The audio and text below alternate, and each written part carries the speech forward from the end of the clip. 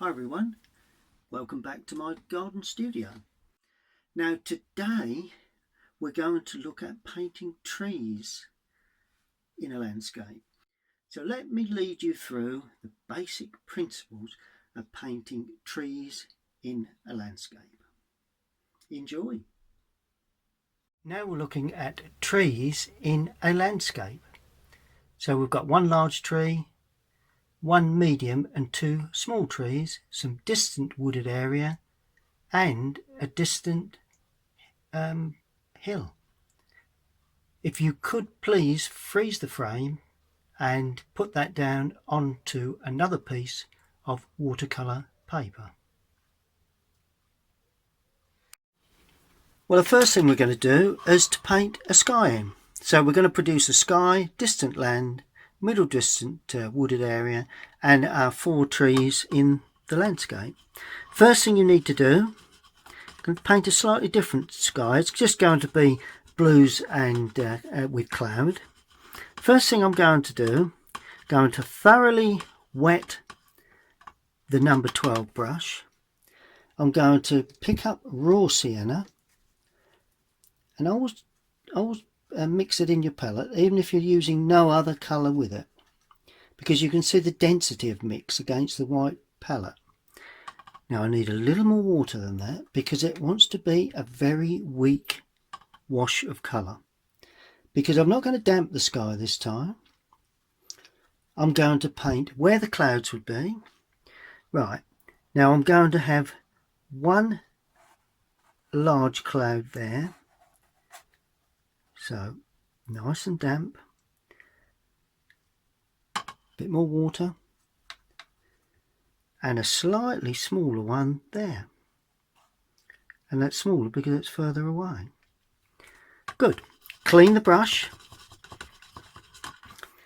I'm going to use Windsor Blue. We'll keep away from that part because it would turn green. So Windsor Blue, fairly strong mix for this. The strongest mix will be there, and I'm going to just touch into that in places but leave an uneven edge. And the art to this is to keep reloading the brush. So I've created a feeling of cloud on top of that yellowy cloud. Then I'm going to cut in underneath, and all of a sudden, and then you paint in into that damp area, and all of a sudden you've got yourself a lovely cloud. Now you add a little more water and paint. Don't worry about the trees at this stage. Paint over the trees because they will be much darker. Now keep adding water as you paint. Leave white patches on the top of that cloud and then paint into the damp area below. And there's two lovely little clouds that are sliding across the sky. And then just add more water now to be very weak behind what will be the dark tree. And just paint across like that. And as we've done before, very weak along the horizon area. In actual fact, I'm going to bring that wash down right the way beyond the horizon area and in to that area there. Then we take a damp brush, not a completely wet brush, and just soften. So we're more or less just lifting off. Remember that technique? Clean the brush, take a lot of the moisture off the brush and soften against the white cloud. And all of a sudden they become very mellow. And then just soften this. Lovely little clouds there, look at that. Beautiful little clouds. Perfect. You've just now leave that to go completely dry. Good. Now don't be tempted to go back in with a damp brush anymore. You can probably see where I've got a darker patch there, then it's gone a bit light again. It's not, you know, when you paint a landscape, your sky is a backdrop to the landscape. Unless you've got a very low horizon, then the sky dominates the picture. Then you need a more complicated sky. But really, that simple wash of colour, the art is sufficient. But the art of watercolour painting, to get a fresh, clean looking watercolour, is that you actually paint the paper on with some confidence, paint it on the paper, spread it across a well-loaded brush, do the little lifting off if necessary with a slightly damp brush, the top of the yellows, and then allow it to go dry. Don't be tempted. I always say, you know, sit down, have a cup of coffee, don't look at it, because you will find little things wrong with it. And once you start adjusting it, you lose that fresh wash of colour. So paint it. What you have is what you've got. Be satisfied with that, then move on to the landscape. So that's exactly what we will be doing. Now I used a number 12. Now I'm going to use a number 6 to create the distant hills. Now, distant hills, when you look at distant hills, they are very much less intense in colour. And the less colour you use, the further away they look. So in other words, you could almost be blue. I would never make them as blue as the sky, but a deeper, you know, warmer blue would be quite sufficient for distance hills. And in this particular instance, they're going to be lighter than the trees in the front. The same as the sky, I'm going to overpaint the trees at the front. Don't leave gaps, but you need the right colour. Now, I'm going to use the Windsor Blue again, and I'm going to add, to give it the warm feel that I need, I'm going to use the cadmium red. That touch of cadmium red will give that a bit of strength. It's still blue, sorry, that's the one, still blue, but it's got a little bit of red in it. Don't put too much red, and unfortunately you will end up with a distance that looks too near to you. Now I'm going to start on the outside edge, and I'm going to paint the complete area, even where the foreground trees are, or the foreground trees and the distant wooded area. I could have used a larger brush than this, but let's go with this and paint a smooth area across the top, add some water, paint under that, and get that tone about right there. Paint that through like that, and that is our distant land. Now I'm going to work my way this way like that and paint into it. Keep reloading the brush. Don't want to run out of paint. Worst thing you can do in watercolour. And I'm going to go straight the way across there. I did have a bit of an angle to that. And that's all you need to do for your distant land. Now what I'm going to do, I'm going to stop filming now and show you what it's like when it completely dries. See how it looks quite dark? Let's see what it's like when it's dry. Well, I've given that around 10 minutes to dry, so it gives it the opportunity to lighten up, and I'm sure you can see that it is considerably lighter than it was when I laid it on, because now you can actually see the under drawing of the trees. So I've definitely not stopped. The reason why I didn't leave a gap, because these trees, will be darker than the background. So always bear that in mind. If they're going to be lighter than the background, then you would need to paint around them. But for learning purposes, I would keep everything lighter in the background, work your way forward darker. We can deal with the opposite way round in later courses. Good. Now we will need the large brush for this, the number 12. Well, make certain, notice when I put the brush in water, I give it a twist.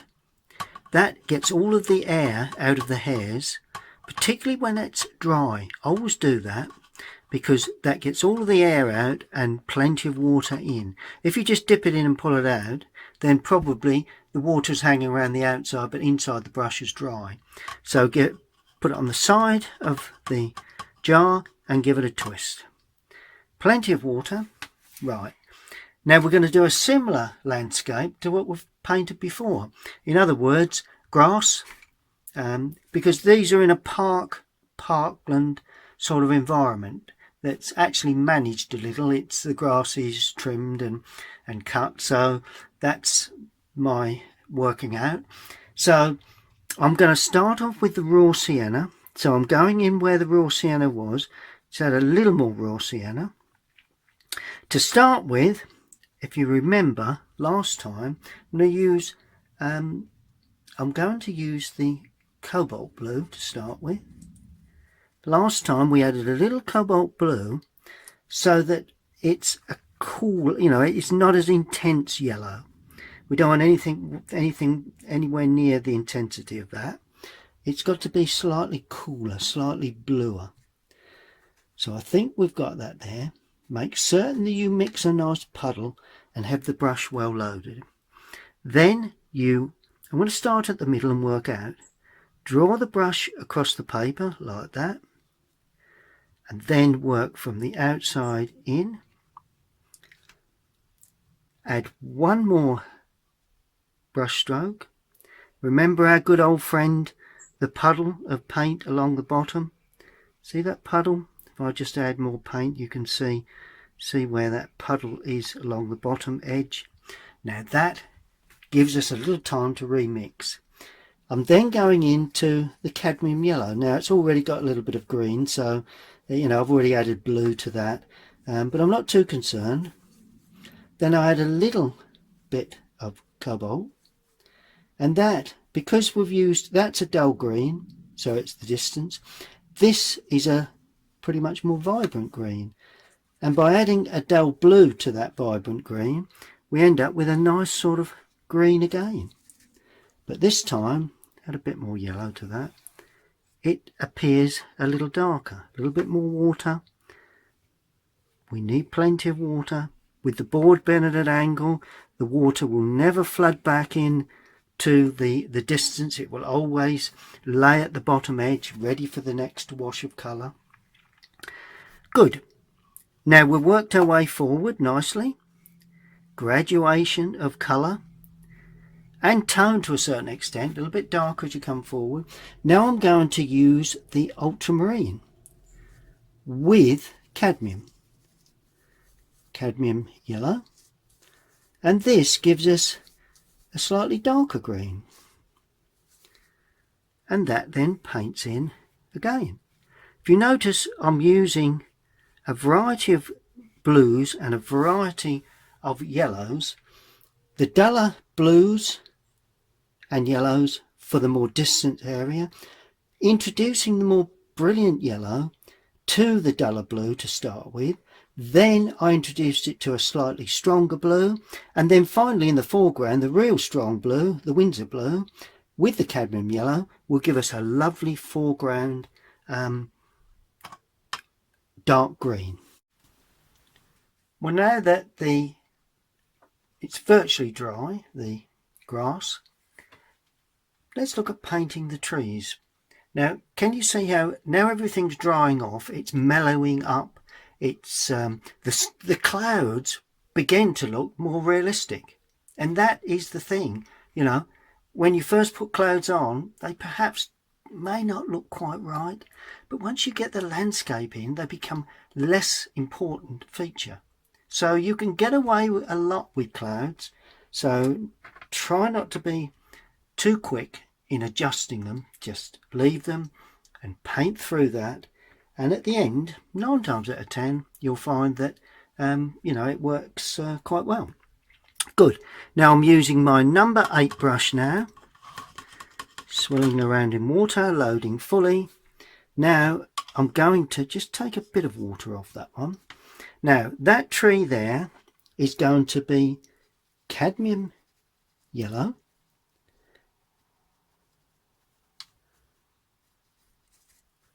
and because it's a tree that's close to us, it's got to be a rich colour, rich green, rich summer green. So plenty of cadmium, no more water, just keep picking up the cadmium gently till you get enough on the brush. There's a damp area there that I can draw into it, which will make it a bit darker later. Not wasting too much paint like this. Then I'm going to add a little Windsor or Prussian blue, not too much. Good. Now we make the brush sort of flat. So we've got sort of like a chisel edge. We know it's not too loaded then. You can just take a little bit off on the kitchen paper. Then, as we did before, start in the centre where the bulk of the branches will be. And overhang that. Just a tad more water, reload. And there's another branch coming out there, quite a dense area that. Going very weak there, where we will see some other areas of the trunk work. And then at the top, luckily, if you catch it right, the brush has run out of paint. So then you reload. You can go into the slightly darker area now, because just pick up on the bottom edge of that overhanging branch. That's it. Just sweep it through now. See where by pulling it through I've created a lighter leafed area. Now reload and add just a touch more of the Windsor in this lower area. Quite damp mix that. Reload and get in, and where the branches hang at the bottom, they're quite uneven, so you get some hang down and some a little bit sort of up, and there's one that comes out there. Just gently tease them on. Now add more Windsor blue, a little bit more yellow to make a stronger mix. Now this will go at the bottom edges and the undersides. It's a little dark for the top, so carry on in this area first. And I'm going to have the sun coming from the left this time, so most of the dark area will be on the right hand side of the tree, like that, just as the branches come out. And there is a little bit on the undersides of some of those branches there. Pick up more blue now, a bit more yellow. That'll give you a darker green still, even darker there at the bottom, at the undersides of most of those branches, because it is the undersides that are in shadow. They tuck under. Most of it this side will be dark, as I said, because that's in the shadow. Bit more blue now, quite a lot more blue, because the base you won't see a great deal of light. See the way I'm dropping it in and around, perhaps a little bit more there. We've got the trunk area to show, that's why I've left a little gap. Quite dark down in this bottom area, really plenty of Windsor blue. Look at that. That is very dark. Yes, I think it works quite well. Good. Then finally I'm going to this time add a little burnt umber to that. You watch how that really darkens that up. See the burnt umber? It gives a real rich dark green. Too much and it'll go brown. So burnt umber and Windsor blue or Prussian blue, providing you don't use too much of the brown, then it goes really, really dark. And this is to be used with restraint, because so easy, and I've done it many times, to actually paint in too many dark areas, and then you don't get the feeling of light anymore, which is a real shame when you've spent a lot of time painting, because once you've gone dark, very difficult to turn to go light again. Just one or two, particularly at the top, you want to paint very, very carefully. You won't see too many of these dark areas at the top. Notice how I'm very careful where I put them. I think that is probably sufficient. Let's just allow that to dry.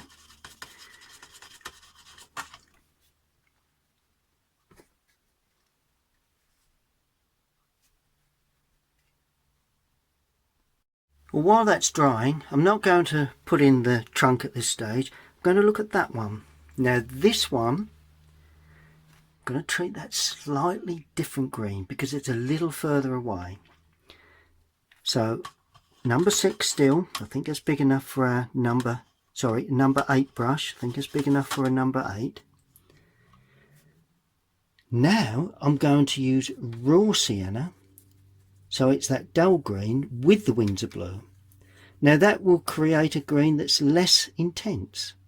That's what we're looking for to produce the tree in the sort of, this one is in the foreground, that one is middle distance, and these are middle to distance. So we need the tone and colour of them to be slightly different. Now remove some water and chisel up the brush. Now this one doesn't need as much detail as that one. Start in the middle again, and notice how the green is less intense, a bit open at the top, but this one is more of an oak, so it's quite dense in the centre. Keep reloading that brush. There we go. See how quite dense it is in the centre, but on the outside you've got the lovely branches hanging down. And notice how the green, because I used a dull green, the raw sienna, you get a dull yellow, you get quite a dull green. And that creates that lovely old, well, may not be that old, oak tree. Now all you need is burnt umber into that with a touch of Windsor for our dark side, which is going to be on the right hand side. And this dark doesn't want to be as intense as the dark colour that we had on that one because it's further back. May have to be a little darker than that. So I said a little bit more to it than that. There we are. Just to get a sense of shape. But you don't get as much shape and form with these trees in the distance. Just take a little bit more of that. There you go. Just to really get a rounded shape. Good. We'll allow that to dry. Now while that's drying, let's look at this pair of oak trees there. Probably, quite new oak trees. Well, new in relative terms. Probably around 20 years old, but still on the small sort of side. Okay, now we've got two, one overlapping the other. Now the reason I've drawn this in is because I want to learn you how to create the overlap of the two trees. You could so easily paint them both the same colour and they wouldn't look right. When you've got two trees overlapping, normally one is slightly lighter than the other. Now I'm going to create the lighter one here and the darker one there. So let's look at the lighter one first. I'm going to use a raw sienna again. Okay, and just a part of the palette that's not been used with a lot, that's okay. But this time I'm going to use ultramarine blue, because that will give us a very, very dull green, which is very distant green. And to make it lighter, you need plenty of water. It's quite as simple as that. The more water you use, the less pigment you've got, the lighter the colour. Remove some of the paint. Then this one has very little detail. It's just move a little bit more paint on there. I don't want to flood this one with paint. So that, and if you rub the brush across the paper, that sort of sucks it as well, sucks it up. And this is just, well, it's not domed. Make certain you give it a bit of shape on the outside, but it's quite a light affair. I will add a little bit more ultramarine just to create a dark right hand side, like that, just to give a bit of rounded shape to it. But other than that, certainly on the left it needs to be quite light. And of course we need, before we paint the darker one, we need that to completely dry. Okay, well, it's almost dry, so now I can paint in, it is dry actually, so I can paint in, it needs to be, paint in the darker tree on the left. And I'm going to use ultramarine again. Just make certain there's not too much water on the brush. Ultramarine blue and raw sienna, but more ultramarine blue. This will give me a darker colour.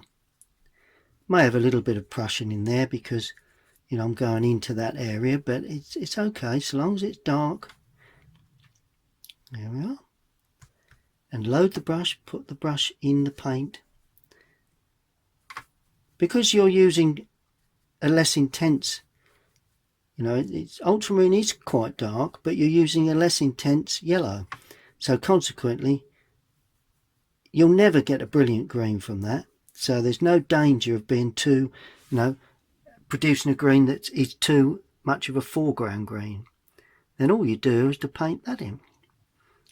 And you paint around the outside, so be aware of the shape of your last tree and paint around the outside, leaving the light wash of colour that you laid on. Then you bring out the branches on the left side, like that. Try to give it a variety of shape. There we go, look at that. And all of a sudden you've got yourself two trees, one slightly darker than the other. Bang, job done.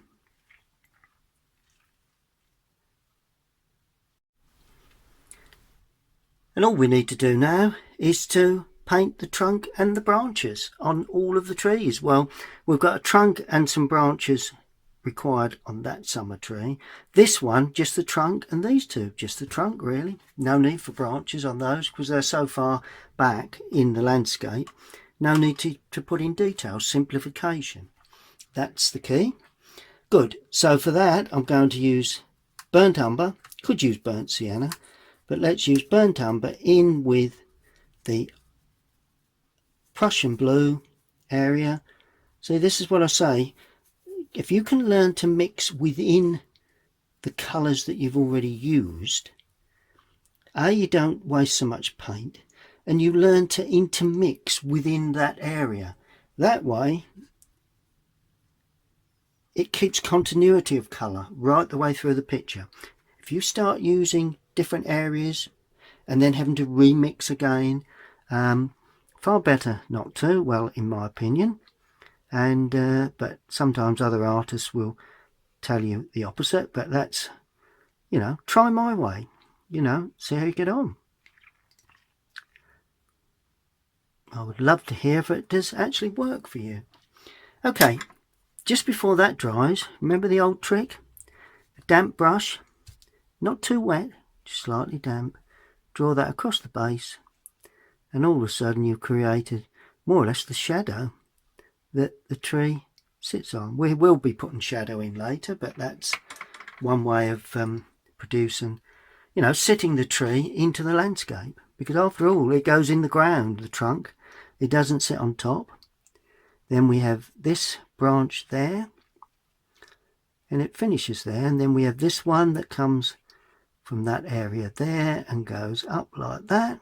Let's get in all the bigger branches first and the main trunk areas, because once we've got those in we can see exactly where we are. And then it splits there like that. There's loads of little smaller branches. I'm not going to put too many in, we don't want to overdo this. As always, branch coming from there that's supporting that, and then there's another one coming out there, perhaps another branch there. That would be nice. That seems to work quite well. And another one coming from within that clump of greenery. There we go, look at that. Isn't that fantastic? Another one there. So it's just learning where you put these, really. It's I've made many mistakes by putting them in the wrong place. I've looked at a picture the next day and thought, oh dear, what a shame. But of course, that's trial and error, which is what, well, anything you do really is trial and error, basically. Anything you do in life. And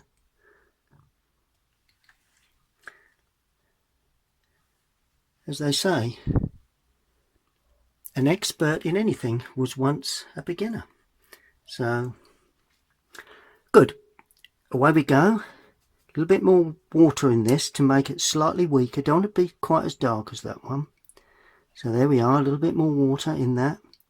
And give that a reasonable strength of trunk. As I said before, you want to watch you don't overdo the width of the trunk for the tree. But and then a damp brush just to sit that one in the ground. Like that. There it goes. Bang, it's in the ground. And then a little bit more water for these two. Well, certainly for that one. There. And the same for that one there. Nice, reasonable width of trunk. And sit those in the ground in their appropriate places. Look at that. Nothing more simpler than that, really. Good, we have two more things we need to do. I need to paint in that wooded area in the distance. Now I've left that. I could have put that in after I did the distant land, but I wasn't sure whether it's going to be darker or lighter than the trees that are going to go on top. So in that instance, pays to put it in later. And that's what I've done. And the green, it will be green. It won't be as blue-grey as the background hills because it's nearer, but it will be green. So I'm using the cobalt blue, which is quite a dull blue, as I said before, used a lot in the distance. Okay, perfect. And I'm going to use raw sienna because that's dull as well. So the two sort of lightest, duller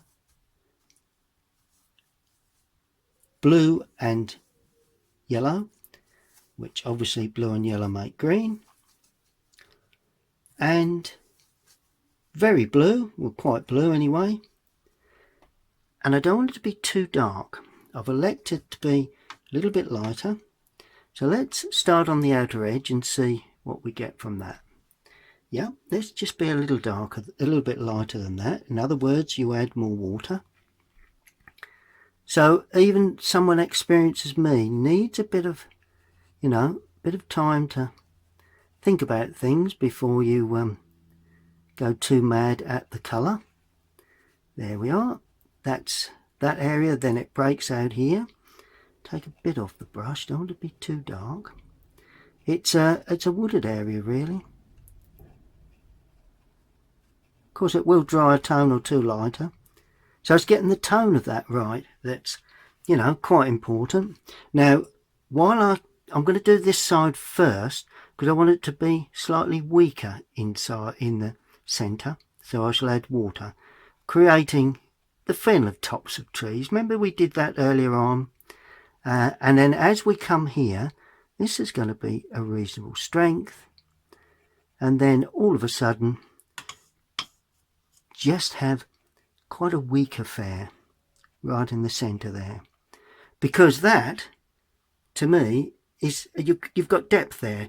Notice we've got the taller ones on the outside, the smaller ones there. That's perspective again. So that's more or less tapering into distance. And once we allow that to go dry, they will dry back and be quite a nice little distant wooded area really. Well, our job really is nearly done, except we need shadow under the trees.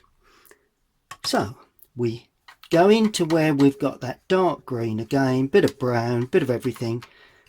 There we are, bit of everything. That's not a bad mix. You know, bit of everything we've used for the greens. Don't want it too intense, particularly for the distance. So let's do the distant trees first. Now the sun's coming from the left, so you will get shadow under the tree like that. But of course the shadow will extend beyond like that. Now it'll be just quite, you know, reasonably long. Now I'm adding a little extra Prussian blue there for this one, and this is going to be the same. You'll have a little under the tree, but it will extend and gradually tapers. And that one is just a little bit wider and a little bit longer. And this one is a little bit more Prussian or Windsor blue. Make it a little darker. And that extends under there like that. But this one, because it's a little nearer, you may see, I mean, it's a little even wider than that one. A little bit round the back edge. But all over, generally, it's what we call foreshortened. And just opens out a little bit the outside edge. And that completes your lovely landscape, trees in a landscape with a sky, distant land and hills. Well, there you have the finished painting. I've popped the mount over the top, so that's all nicely mounted up, nice composition. All that remains is for me to sign it, and I'm going to sign it in the paint that I've used. A little bit too much on there, but never mind. Just lift some of that off. Good, good, good.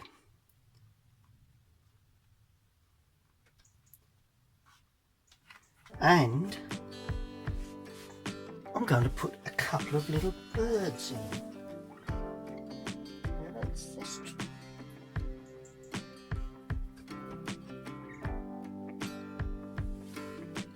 Now you have to be very, very careful when you put birds, and you can make them too big. So that's and always a danger. But I'm going to put one in there like that,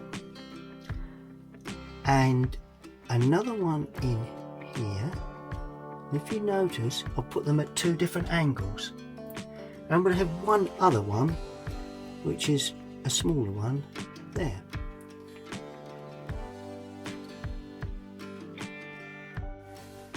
Well, I hope you've enjoyed that look at painting landscape, trees, distant land with a different form of sky this time.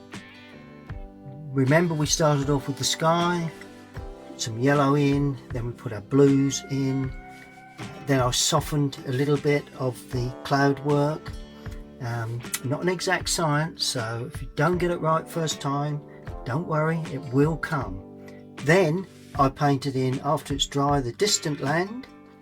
We then went for the trees, we went for the trunk work, the distant wooded area, shadow work, and finally 3 little birds in the sky. I hope, if you've achieved anywhere near that and you're a beginner, you have done extremely well. If not, don't be too disheartened. Watercolour is an art form that does take time to learn, but with patience and repetitive use of techniques, colour mixers, laying on colour in a clean way, I'm sure you will get there. And for those that are improvers, that are looking, signed on for the course to purely revisit really the basics, then I hope there's been quite a bit there that perhaps has jogged your memory that you've overlooked in some of your work. Brilliant. Well, thank you for watching, and we'll see you again very, very soon.